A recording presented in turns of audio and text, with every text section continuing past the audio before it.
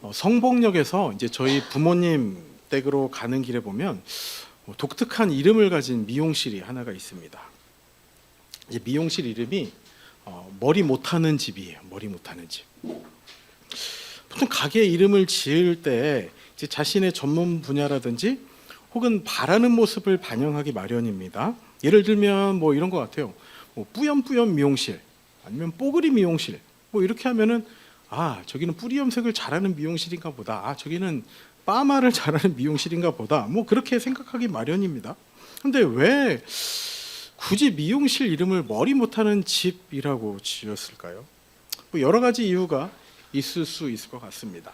일단 뭐 손님들의 기대치를 확 낮춰놓는 거죠. 그런 다음에 이제 막상 머리를 해준 뒤에 생각보다 잘하네 뭐 하는 그 만족감을 주기 위해서 그럴 수도 있을 것 같습니다.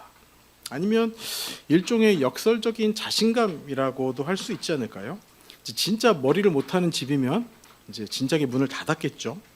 사실은 실력이 너무 뛰어나서 이제 굳이 내가 잘한다라고 포장을 하지 않아도 될 만큼의 여유와 자신감이 있는 겁니다. 문을 열고 딱 들어가면 이제 전국 최고의 숨은 고수인 사장님이 이제 기다리고 있는 것이죠. 여튼 그럼에도 불구하고 이제 미용실 이름을 머리 못하는 집이라고 지은 것 자체가 이제 이해하기 힘든 그런 독특한 간판인 것 같습니다. 그런데요, 오늘 본문의 배경에도 보시면 이런 이해가 되지 않는 간판이 하나가 걸려 있습니다. 바로 이제 고린도 교회라는 간판이에요. 이 바울은요, 고린도전서를 시작하면서 정말로 위대한 선포를 하나를 하고 있습니다. 우리 1장 2절 말씀을 한번 우리 같이 읽어보도록 하겠습니다. 제가 자막으로 준비를 했습니다. 함께 읽어볼게요. 시작.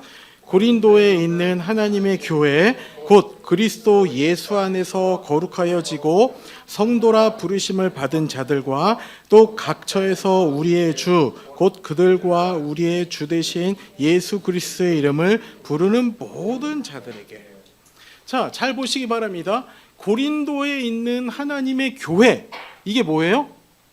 고린도 교회입니다. 그런데 고린도 교회에 대한 설명을 어떻게 이어가는가? 자, 보세요. 고린도에 있는 하나님의 교회, 고린도 교회, 곧 고린도 교회가 어떤 곳이냐? 그리스도 예수 안에서 거룩하여지고 성도라 부르심을 받은 자들과, 그러니까 수식을 빼도록 하겠습니다. 그럼 노란 글씨가 되는 거예요. 성도라 부르심을 받은 자들, 고린도 교회 곧 성도라 부르심을 받은 자들, 그리고 또 각처에서 우리의 주 곧 그들과 우리의 주 되신 예수 그리스도의 이름을 부르는 모든 자들에게, 그러니까 고린도 교회에게 이제 내용을 전하는데, 고린도 교회가 무엇인가 하니 성도라 부르심을 받은 자들과 예수 그리스도의 이름을 부르는 모든 자들이라는 거예요. 그러니까 교회가 성도라 부르심을 받은 자들, 예수 그리스도의 이름을 부르는 자들이라는 것이죠. 그러니까 교회가 건물이 아니라 무엇이라 말씀하고 있는 거예요? 사람, 성도라고 말씀하고 있는 것입니다. 자, 그런데 이것이 얼마나 역설적인가를 제가 한번 말씀을 드려보도록 하겠습니다.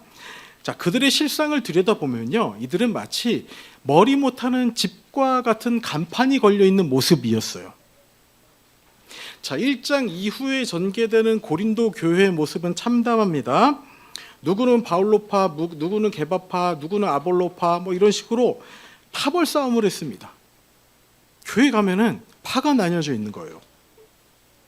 우상 숭배, 음행도 버젓이 있었고, 성도들끼리 조금만 마음이 상해도 세상 법정으로 가져가 이제 서로 소송을 했습니다. 심지어 성찬 때는요, 부자들이 자기들끼리 먼저 먹고서 이제 가버리는 거예요. 그러면 가난한 사람들이 와서 보니까 먹을 게 없는 것이죠. 그러다 보니까 이제 빈부격차도 교회 안에서 엄청나게 심했습니다. 그러니까 신앙생활 참 못하는 엉망진창인 모습이 이제 고린도 교회의 모습이었던 거죠. 자, 우리는 여기서 아주 진지한 고민을 한 가지 던져봐야 합니다. 자, 이렇게 문제투성인 사람들을 향해서 과연 교회라고 부를 수 있는가? 그리고 그럼에도 불구하고 우리는 왜 여전히 연약한 교회로 모여야 하는가? 자, 오늘 본문은요, 이 문제투성이인 사람들이 도대체 무엇으로 인해서 교회가 되며 어떻게 진짜 교회로 세워져 가는지에 대한 해답을 주고 있습니다. 그 위대한 은혜의 비밀을 함께 나눠보도록 하겠습니다. 자, 첫 번째 메시지입니다. 다 같이 한번 읽어보겠습니다. 시작. 교회는 동일한 고백에서 시작된다. 첫 번째 메시지는요, 교회는 동일한 고백에서 시작된다는 거예요. 우리 3절 말씀을 함께 읽어보도록 하겠습니다. 3절 말씀, 오늘 본문이니까 이거는 성경책을 펴서 읽어주시면 감사하겠습니다. 3절 시작. 그러므로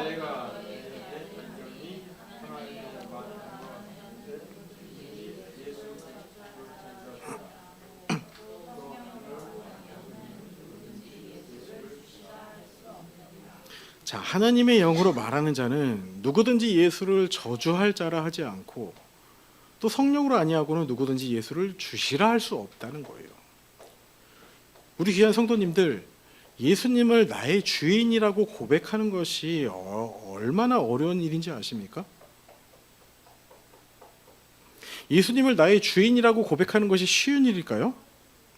우리는 너무 익숙하기 때문에 이 의미에 대한 이 고백을 가볍게 여길 때가 많습니다. 그러나 이것은요, 우리가 입술을 열어서 소리를 낼 수 있다고 해서 누구나 할 수 있는 고백이 아니라는 거예요. 성경은 분명히 얘기합니다. 오직 성령이 아니고서는 누구든지 예수님을 주님, 주인이라고 말할 수 없다고 말합니다. 자, 우리 이렇게 한번 고백해 볼까요? 예수님이 나의 주인이십니다. 한번 고백해 보겠습니다. 시작. 예수님이 나의 주인이십니다. 예수님이 나의 주님이십니다. 한번 고백해 볼까요? 시작. 예수님이 나의 주님이십니다. 이 고백이 그냥 되는 고백이 아니라는 거예요. 성령으로 아니하고는 누구든지 예수를 주시라 할 수 없다는 거예요. 이 고백이 왜 기적인가? 고린도전서 1장 18절 말씀 함께 읽어보도록 하겠습니다. 앞에 보시면 됩니다. 시작. 십자가의 도가 멸망하는 자들에게는 미련한 것이요 구원을 받는 우리에게는 하나님의 능력이라. 자, 생각해 보시기 바랍니다. 당시 십자가는 흉악한 죄인을 죽이는 가장 비참한 방법이었습니다. 거기에 못 박혀 죽은 무력한 한 사람을 나의 주님, 나의 주인이라고 부르는 것, 세상의 눈에 이건 미친 짓, 어리석은 짓입니다. 내 인생의 주인은 나여야 하고 내 힘과 내 지혜로 성공해야만 하는 이 교만한 인간이 십자가에 피 흘려 죽으신 예수님 앞에 완전히 항복하는 것, 이것은 내 안에 찾아오신 성령 하나님께서 내 굳은 마음을 박살내시고 은혜를 부어주실 때만 일어날 수 있는 기적이라는 거예요.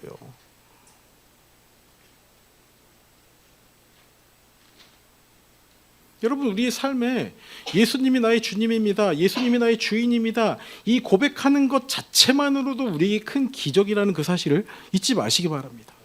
그런데 안타깝게도 고린도 교인들은 이것을 잊어버렸습니다. 1절에 바울은요, 이렇게 얘기하고 있어요. 형제들아, 신령한 것에 대하여는 나는 너희가 알지 못하기를 원하지 아니하노니 라고 운을 떼고 있습니다. 자, 그러니까 고린도 교인들은요, 이제 눈에 띄는 기적을 행하고 이제 방언을 행하는 그런 능력이 있던 자들이었어요. 근데 그런 능력을 행하면서 자신들을 무엇이라 불렀는가 하면 신령한 자라고 불렀습니다. 신령한 자. 그래서 이제 바울이 언급한 1절에서 언급한 이 신령한 것이라는 의미는 어떻게 보면 이제 나는 신령해, 나는 능력을 행할 수 있어라는 자기 과시적인 용어, 그들이 하는 용어를 그대로 가져와서 사용을 한 거예요.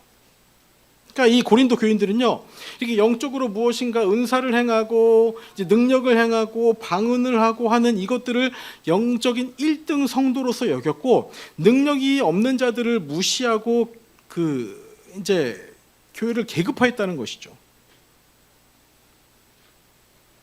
여기서 한 가지 흥미로운 사실이 이거예요. 1절에 신령한 것이라는 것은 이제 단어로 이제 헬라어는 푸니마티카라는 단어를 사용하고 있는데, 고린도 교인들이 나는 이렇게 영적인 사람이야, 나는 이렇게 능력이 있어라는 그 이제 사실을 이야기할 때, 교만을 과시할 때 사용했던 단어였다고 말씀드렸습니다. 그런데 바울은요, 4절로 넘어가면서 그들이 자랑하는 신령한 것, 푸니마티카라는 단어를 슬쩍 바꿔서 부릅니다. 우리 4절 함께 읽어보겠습니다. 시작. 은사는 여러 가지나 성령은 같고. 여기서 바울은 그들의 능력을요, 신령한 것이라고 그대로 가져와 부르지 않고 은사라고 부르고 있어요. 은사. 그러니까 이런 겁니다. 이제 신령한 것, 나는 신령한 자야라고 할 때 방언도 행하고 능력도 행하고 병고침도 행하고 이렇게 얘기지만, 푸니마티카라는 단어를 사용해서 이것을 표현한 것이 아니라 4절에서 은사는 여러 가지나 능력은 여러 가지, 은사의 능력은 여러 가지나 성령은 같고라고 이야기하면서 이 푸니마티카를 은사라고 바꿔서 이야기를 하는데, 은사라는 단어가 원어로 우리가 잘 알고 있는 카리스마라는 단어예요. 카리스마. 이제 능력인 거죠. 야, 카리스마 있다. 이건 능력이 있다는 거예요. 근데 이 카리스마라는 단어의 뿌리가 되는 단어가 무엇인가 하면 카리스라는 단어입니다. 카리스. 카리스는 은혜예요. 은혜. 그러니까 카리스마, 은사는 일방적으로 하나님께서 주시는 하나님의 선물에서 기인했다는 말로 지금 바꿔치기 하고 있다는 거예요. 어떤 단어를? 신령한 것, 푸니마티카라는 단어를 카리스마, 은사로 바꾸고 있다는 거예요. 자, 이 단어 하나에 고린도 교인들을 향해 바울은 뼈 때리는 지적을 하고 있는 겁니다. 너희가 가진 그거, 너희는 그것을 나는 신령한 자라고 너의 능력을 과시하는 데 사용하지만 그것은 너희의 훈장이 아니라 처음부터 끝까지 하나님께서 거저 주신 것이다 라고 바꿔서 이야기를 하고 있다는 것이죠. 그러므로 진짜 신령함은 신비한 체험을 뽐내는 데 있지 않다는 것입니다. 진짜 신령함은 예수님을 나의 주님이라고 고백하게 하신 그 은혜 안에 있다는 거예요. 내가 능력을 행해서 신령한 자가 되는 것이 아니라 그것은 하나님께서 주신 은혜일 뿐이고 은사일 뿐이고, 그 가운데 우리에게 진짜 기적은 예수님을 나의 주님이라고 고백하는 거기에 있다는 거예요. 이기적이고 뻣뻣하여 내 마음대로 살던 내가 십자가 앞에 예수님, 당신만이 나의 삶의 주인입니다 라고 고백할 수 있는 이것이 가장 위대한 기적이라는 거예요.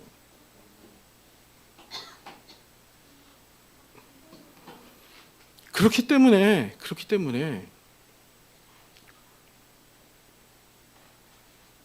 이 고백이 있는 한, 예수님이 나의 주인입니다, 예수님이 나의 주님입니다 라는 고백이 있는 한, 문제투성이인 고린도 교회 또한 여전히 교회라는 거예요. 여러분, 교회는 우리의 완전함 위에 세워지는 것이 아닙니다. 교회는 우리에게 거저 주어진 단 하나의 고백, 예수님은 나의 주님이십니다 라는 그 고백 위에 세워지게 되어 있다는 거예요. 너희는 나를 누구라 하느냐라는 예수님의 질문에 베드로는 이렇게 대답을 합니다. 시몬 베드로가 대답하여 이르되 주는 그리스도시요 살아계신 하나님의 아들이시니이다. 그랬더니 예수님께서 무엇이라 하시는가? 야, 이거 베드로 너 정말 대답 잘했다. 이것을 알게 한 것은 너가 아니고 하나님이시고, 그 다음에 이어지는 말씀이 이건 거예요. 18절 말씀 이렇게 기록이 되어 있습니다. 함께 읽어보겠습니다. 시작. 또 내가 내게 이르노니 너는 베드로라. 내가 이 반석 위에 내 교회를 세우리니 음부의 권세가 이기지 못하리라. 예수님께서 베드로의 신앙 고백, 그 신앙 고백의 반석 위에 무엇을 세우시겠다고요? 교회를 세우시겠다는 거예요. 교회를.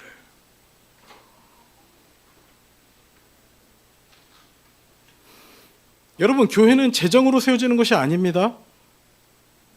교회는 고백 위에 세워집니다. 아멘이십니까? 우리에게 어떤 고백이 있어야 됩니까? 예수님은 나의 주님이십니다. 예수님은 나의 주인이십니다. 예수님은 하나님이십니다 라는 고백이 있어야 된다는 거예요. 교회가 다른 곳들과 구별되는 유일한 단 한 가지가 이것입니다. 우리에겐 고백이 있다는 거예요. 고백. 교회에서 가장 중요한 것이 이 고백입니다. 우리는 비록 연약하고 상처가 많아도 서로를 향해 거룩한 성도여 하나님의 교회라고 부를 수 있다는 것이죠. 우리 옆 사람 한번 보시기 바랍니다. 옆 사람이 어디 같아서 교회 같이 보이십니까, 여러분? 그럼에도 불구하고 우리가 교회라고 부를 수 있는 것은 옆 사람이 예수님이 나의 주인님이다라는 고백을 드렸기 때문임을 잊지 마시기 바랍니다. 잘 기억하시기 바랍니다. 하나님은 교회를 통해서 일하십니다. 그리고 그 교회는 우리의 고백을 통해서 세워집니다. 이것이 우리가 함께 나눈 첫 번째 메시지였습니다. 자, 두 번째 메시지 함께 읽어보도록 하겠습니다. 시작.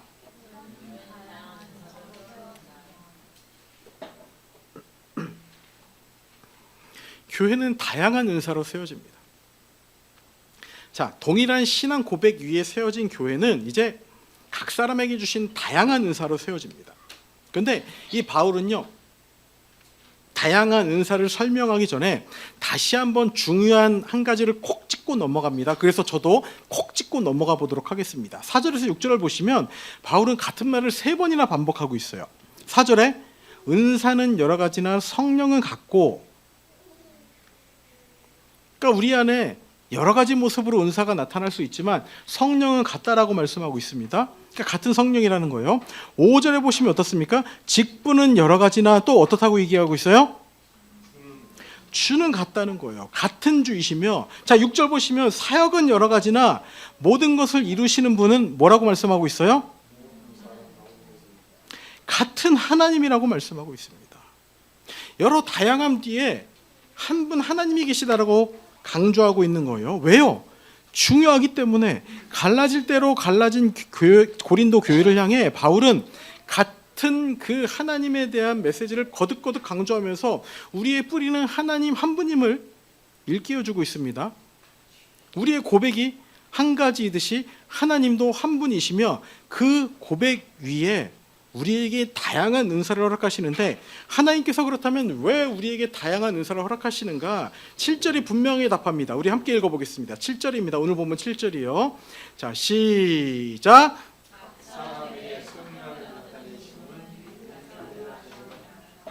자, 여기 유익이란 단어를 꼭 기억하셔야 됩니다. 유익. 이제 헬라어로 쉼페론이라는 단어인데, 이 단어는 이제 두 가지 의미가 플러스된 단어예요. 함께 가져오다. 함께라는 말과 가져오다라는 말이 합쳐진 단어예요. 그러니까 함께 모아서 이익이 된다, 함께 모아서 이롭게 한다라는 말씀의 의미가 있습니다. 그래서 이 세번역 성경에서는 유익하다라는 말을 공동 이익이라고 번역했어요. 그러니까 좀 세번역 성경이 조금 더 정확하게 이 원어의 의미를 잘 살린 것 같다는 느낌이 듭니다. 그러니까 공동 이익, 각 사람에게 성령을 주시는데 그것은 공동의 이익을 위해서다라고 말씀하고 있는 거예요. 이것이 무엇을 의미합니까? 은사는 나 혼자 쓰라고 하나님께서 나 개인에게 주신 개인의 소유물이 아니라 교회를 위해 사용되는 거룩한 공공재라는 거예요. 여러분 지난주 말씀 기억하십니까? 지난주 가운데 제가 이런 말씀 드렸습니다. 하나님은 어디를 통해 일하신다고요? 교회를 통해서 일하십니다. 왜 그렇습니까? 고린도전서 1장 2절 살펴봤던 것처럼 우리 각자가 뭐였어요? 교회였습니다. 그리고 그 각자가 모인 우리가 곧 교회라는 거예요. 그것이 바울이 고린도서를 시작하면서 고린도 교회의 성도들에게 알려준 진리의 말씀입니다. 하나님은 우리 각 사람에게 교회의 필요를 따라 은사를 주셨고 그 은사를 통해 교회를 세워가게 하신 거예요.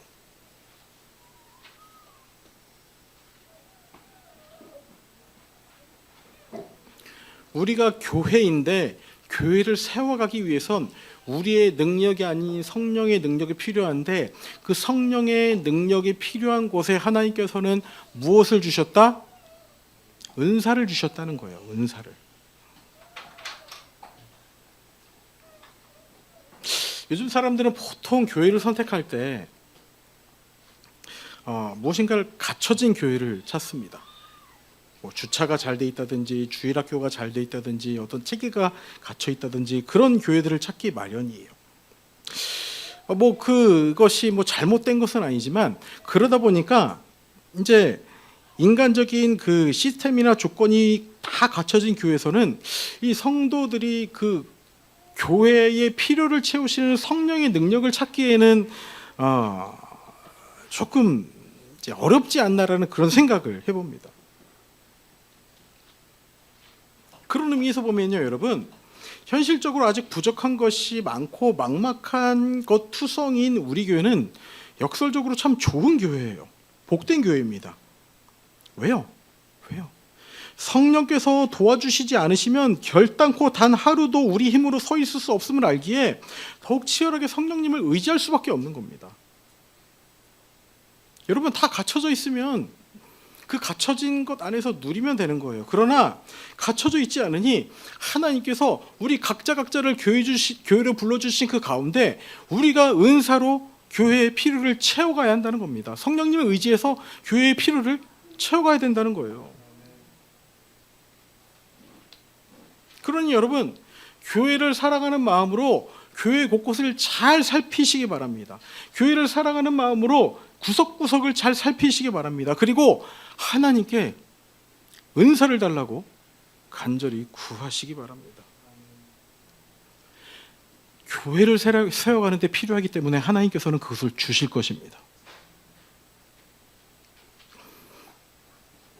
누군가에게는 물질의 은사를 주시기 바랍니다. 아멘이십니까? 물질하니까 다들 귀가 훅 트이시죠? 내 개인의 욕심이 아니라 교회의 필요를 위해서 구한다면 하나님께서 여러분들에게 물질의 은사도 부어주실 것입니다. 11절에 보시면 이 모든 일은 같은 한 성령이 행하사 그의 뜻대로 각 사람에게 나누어 주시는 것이니라. 성령께서 각 사람에게 나누어 주신다고 말씀하십니다. 왜요? 교회를 채우기 위해서 필요한 것이라면 성령께서 나누어 주겠다고 말씀하신다는 거예요. 그래서 오늘 본문에 무엇이라고 기록이 되어 있습니까? 8절에 어떤 사람에게는 지혜의 말씀을, 어떤 사람에게는 지식의 말씀을, 또 어떤 사람에게는 믿음을, 또 어떤 사람에게는 병 고치는 은사를, 또 어떤 사람에게는 능력 행함을, 어떤 사람에게는 예언함을, 어떤 사람에게는 영들 분별함을, 또 방언을 말함을, 방언들 통역함을 주신다는 거예요.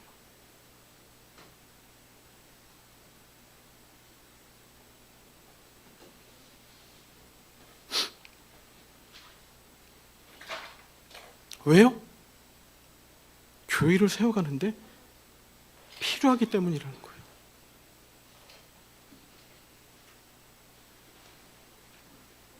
우리 지금 은구 형제의 아버지를 위해서 우리 간절하게 같이 기도하고 있습니다. 여러분, 기도하시면서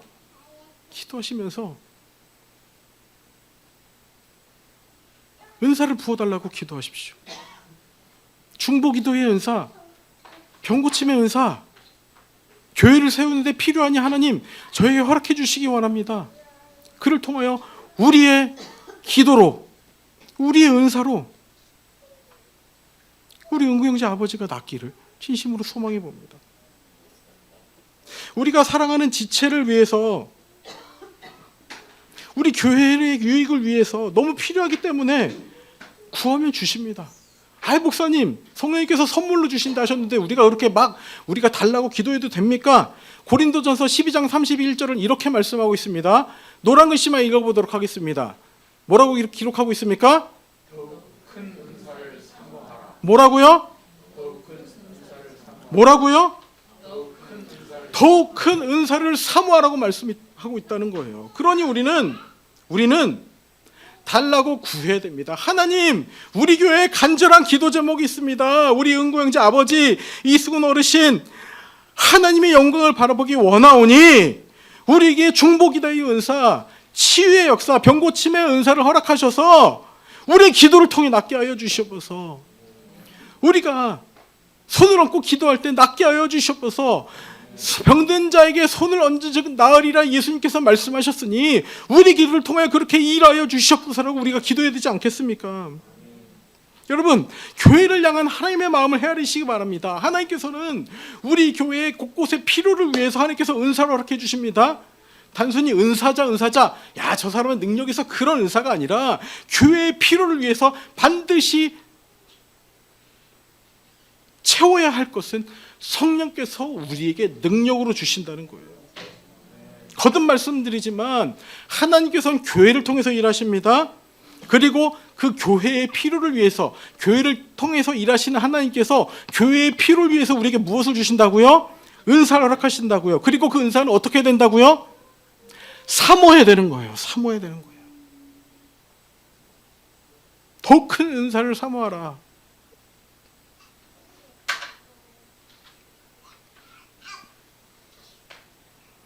이제 말씀을 정리하도록 하겠습니다. 하나님께서는요, 완벽하지 않은 고린도 교회의 성도들을 향해서 고린도 교회라고 부르셨습니다. 그리고 여전히 연약하고 갖춰진 것 없는 우리를 향해 너른샘 교회로 불러주신 거예요. 아멘이십니까? 그렇다면 이 은혜가 우리 교회 안에서 어떻게 흘러가야 될까요?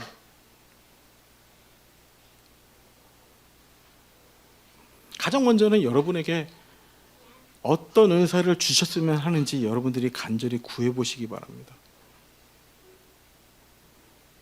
이 교회를 세워가는 데 있어서 나에게 필요한 것이 무엇인지, 어떤 은사가 필요한지를 간절히 구해보시기 바랍니다. 아울러 우리 공동체가 나아가야 할 방향에 대해서 한 가지 제가 말씀을 드리도록 하겠습니다. 이번에 미션 펀드라는 곳에서 이제 교회 후원 모금을 위한 그 모집을 한다고 해서 제가 지원서를 냈습니다. 그래서 교회 소개를 작성하는데 지금까지 이제 교회 소개한 여러 가지 이제 문서가 저한테 있었습니다. 그런데 이번에는 그 모든 것들을 이제 제외를 하고 좀 새롭게 우리 교회가 지향하는 바를 좀 거창한 수식어들 빼고 이 가장 기본적인 신앙의 흐름으로 새롭게 정리를 해봤습니다. 그래서 제가 세 가지로 정리한 것이 이제 이겁니다. 공예배의 은혜가 일상 예배의 열매로, 말씀의 은혜가 기도의 열매로, 소그룹의 은혜가 복음 전파의 열매로. 자, 이거예요. 첫 번째, 우리의 모든 것의 출발은요, 여러분, 이 공적인 예배입니다. 예배가 중요한 이유는 하나님께서 친히 이 자리로 우리를 불러주셨기 때문입니다. 예배는 우리가 약속 시간을 정해놓고 모이자라고 해서 모인 것이 아니라 하나님께서 나의 영광을 너희에게 보이겠다라고 우리에게 선포하시고 우리를 모아주신 곳이 이 공적인 예배라는 거예요. 하나님께서 불러주신 자리입니다. 그래서 우리 매 주일 예배 가운데 여러분 이런 마음으로 예배 오셨으면 좋겠습니다. 이런 기도를 드리는 거예요. 하나님, 우리가 일평생에 단 한 번 하나님을 만날 기회가 있다면 오늘의 예배가 되게 하여 주시옵소서. 정말 일평생에 단 한 번 하나님을 만난다면, 하나님을 친히 뵌다면 그것이 오늘의 예배가 되어 주시길 원합니다는 마음으로 예배 오셨으면 좋겠습니다. 그래서 이 간절한 마음으로 예배를 드릴 때 오늘 예배를 통하여 하나님의 임재와 영광의 충만함을 경험하게 하여 주시옵소서 기도하며 나오시기 바랍니다. 자, 우리의 모든 것은요, 우리를 불러주신 바로 여기 예배의 자리에서 시작이 됩니다. 이게 공예배의 은혜예요. 근데 이것이 공예배에서 끝나는 것이 아니라 매일매일 하나님을 만나는 일상의 예배로 이어지기를 원합니다. 어떻게 이어지는가? 계속해서 말씀드리는 겁니다. 매일 성경을 펴서 오늘 나에게 말씀하시는 하나님을 만나시기 바랍니다. 말씀 묵상의 자리로 나아가야 되는 거예요. 오늘 말씀하시는 하나님, 나에게 주신 말씀이 이것이다. 오늘 나에게 하나님이 전화하셔서 직접 내 귀에 들려주시는 말씀이 이 말씀이다라는 확신을 가지고 그 매일 성경 본문의 말씀을 대하시기 바랍니다. 이것이 일상의 예배예요. 일상의 예배. 두 번째로 이어지면서 우리가 매일매일 말씀의 은혜를 누리더라도 여기서 멈추면 안 되는 겁니다. 디모데전서 4장 5절은 어떻게 기록하고 있는가? 하나님의 말씀과 기도로 거룩해진다고 기록이 되어 있어요. 말씀과 기도로 거룩해집니다. 오늘 말씀하시는 하나님을 매일매일 경험하는 가운데 반드시 기도로 나아가야 됩니다. 여러분, 말씀을 보셨다면 기도하십시오. 말씀을 보시면 나의 은혜를 나의 말로 정리하고 그것을 하나님께 올려드리며 기도하십시오. 그 가운데 우리에게 빠질 수 없는 것이 이제 우리가 일상을 벗어나서 드리는 간절한 기도의 자리, 산기도라고 생각이 됩니다. 우리에게 빠질 수 없어요. 가끔은 그 일상적인 기도에서 벗어나 하나님을 집중적으로 찾고 구하는 그런 산기도의 그 부르짖음의 자리가 있어야 하는 것이죠. 그래서 공예배의 은혜가 매일매일 말씀을 묵상하는 은혜의 자리로 나아갔으면 좋겠고, 그렇게 말씀의 은혜를 통해서 우리가 기도의 지경 또한 넓혀지며 간절히 하나님을 찾고 구하는 그런 우리의 삶이 되었으면 좋겠습니다. 세 번째, 마지막, 소그룹의 은혜가 복음 전파의 열매로. 여러분, 우리는 주일에 소그룹을 하고 있습니다. 이 소그룹을 통하여서 내 은혜를 다른 사람에게 나누셔야 됩니다. 은혜는 나눌 때 더 풍성한 열매로 이어집니다. 제가 카톡방에서 내가 받은 은혜 한번 정리해보라고 말씀드리는 이유는 그 정리한 것이 내 마음의 확신일 뿐만이 아니라 다른 사람에게 은혜의 열매로 이어진다는 거예요.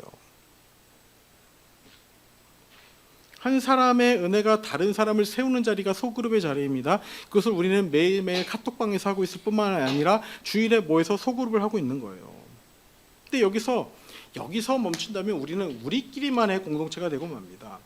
받은 은혜는요, 반드시 흘려보내야 돼요. 우리끼리만 나누면 썩기 마련이에요. 그래서 우리는 복음을 전해야 됩니다.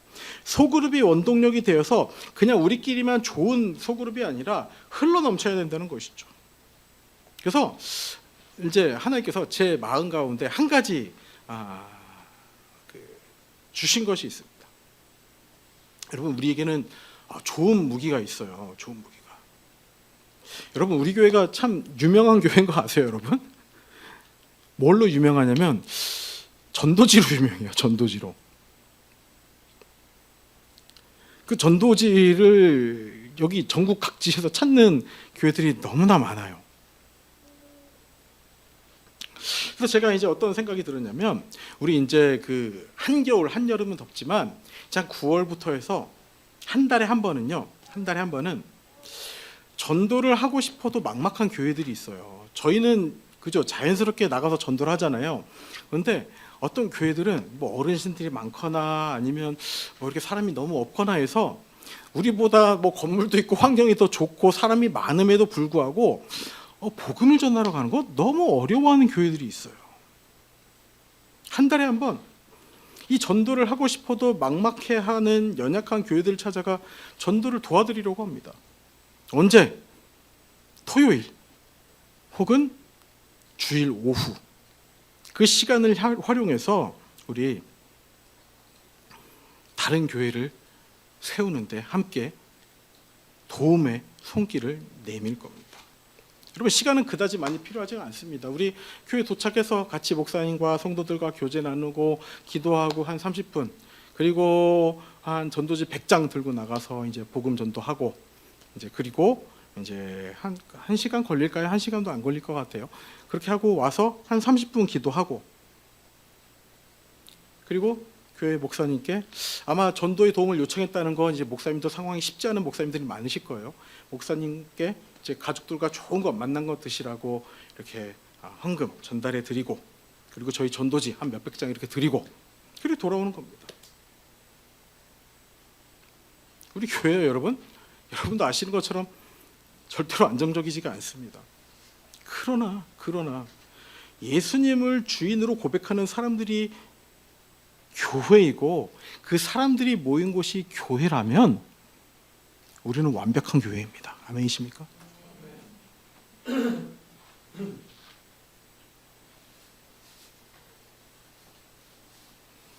우리에게 그 전도지에 대한 아이디어를 주셨다면 우리는 흘려보내야 되는 거예요. 거저 받았으니 거저 흘려보내는 그런 교회가 되길 원합니다.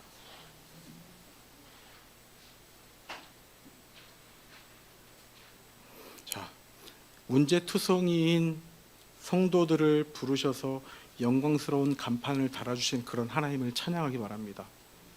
고린도 교회에 그러하셨듯이 너르셈 교회도 우리 각자를 교회로 불러주시고 그렇게 모인 너른샘 교회를 하나님께서 바라보고 계십니다. 우리의 신앙 고백을 통해 우리의 교회는 더욱 든든히 세워져 갑니다. 그리고 우리 교회에 필요한 것이요, 우리가 구하면 하나님께서 우리에게 주십니다. 무엇으로요? 은사로요. 더욱 큰 은사를 사모하는 우리가 되기 원합니다. 우리 신앙 고백에 굳건히 서길 원합니다. 우리 교회가 예수 그리스도를 주인으로 모신 그 귀한 교회 되기 원합니다. 그래서 나아가 다른 교회도 살리는 그런 교회로 든든히 세워져 가봅시다.